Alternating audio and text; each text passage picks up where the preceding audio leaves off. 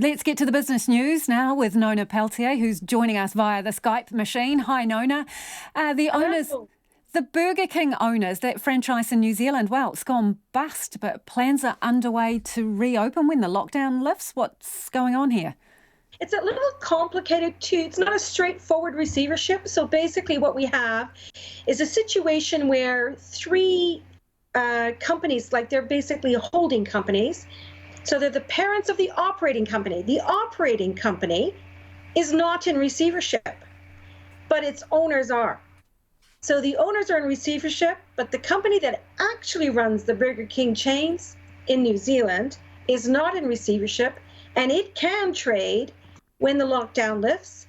It's the entity that received $11.5 million from a government wage subsidy program to keep staff on. So staff are still being paid.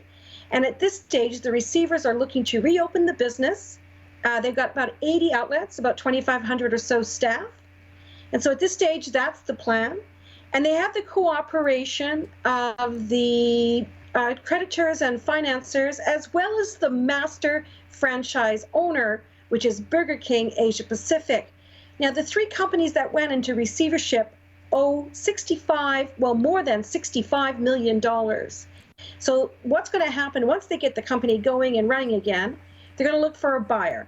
So Burger King Asia Pacific is committed to this market, isn't going to go away.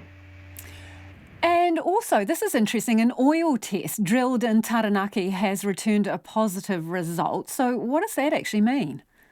Well, they got a positive result. This is a company called OMV, and they've been testing the Taranaki Basin for a while. Their test came back positive for a find.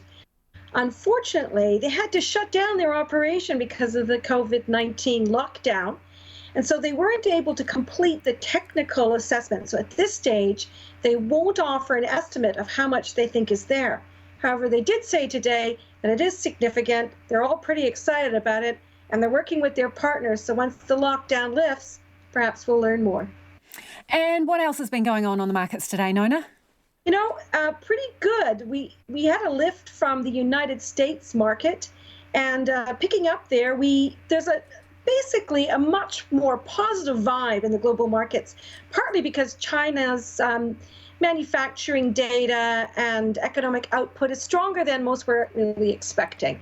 So we finished up just shy of 2%. That's 195 points to 10,159. That's our top 50. And just as a note, because we did mention NZME has these significant layoffs there, their price rose 8% today on that news. So anything that's going to save that company, obviously, is something the market likes. The dollar has quite a lot stronger at 61.2 US cents, and that compares to where this morning about where it was, but really gained over the weekend. 95.3 Australian and 48.7 British pence. Thanks, Nona. That's Nona Peltier with our business news.